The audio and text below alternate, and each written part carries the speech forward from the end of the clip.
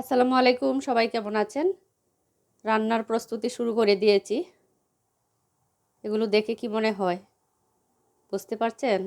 বলে দিই, এগুলো হচ্ছে গিলা, একদম ছোট ছোট করে কেটে ভালো করে ধুয়ে পরিষ্কার করে আমি হলুদ দিয়ে একটু সিদ্ধ করে পানিটা ফেলে দিয়েছি।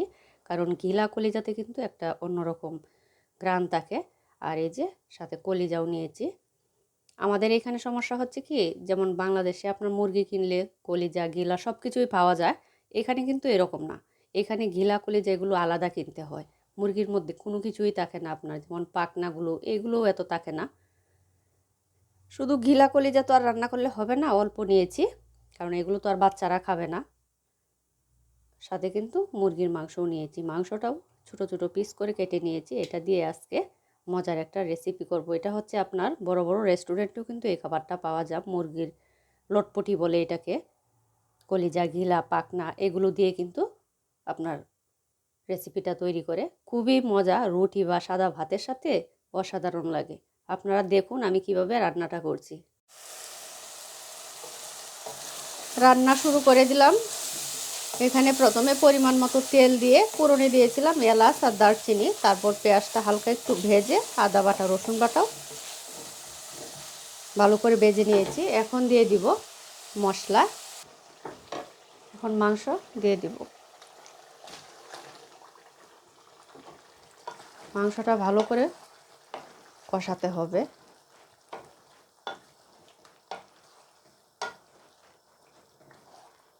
এখন আলাদা কোনো পানি দিব না, মাংস থেকে যে পানিটা বের হবে ওই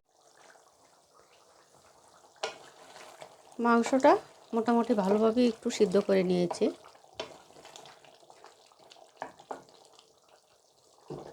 এখন দিয়ে দিব সিদ্ধ করে রাখা কলিজা আর গিলা, কারণ এটা যেহেতু আগেই সিদ্ধ করে রেখেছি সেজন্য একটু পরে। এখন দিয়ে দিব কেটে রাখা একটা আলু, এরকম একটু ছোটো ছোটো করে দিচ্ছি যাতে মাংসটার সাথে সুন্দর হয়, কারণ মাংসগুলো যেহেতু ছোটো। এইভাবে তরকারি রান্না করে কে কে খান কমেন্ট করে জানাবেন। এটা কিন্তু খুবই মজার একটা তরকারি। সব সময় তো আমরা মাংসই শুধু খাই, কিন্তু এভাবে ঘিলা কলিজা একটু সাথে আলু দিয়ে যখন ভুনা ভুনা করবেন অনেক ভালো লাগে।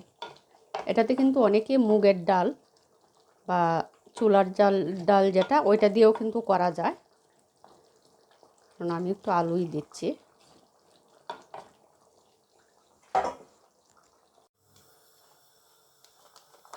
এখন দিয়ে দিব মেইন উপকরণ রসুন।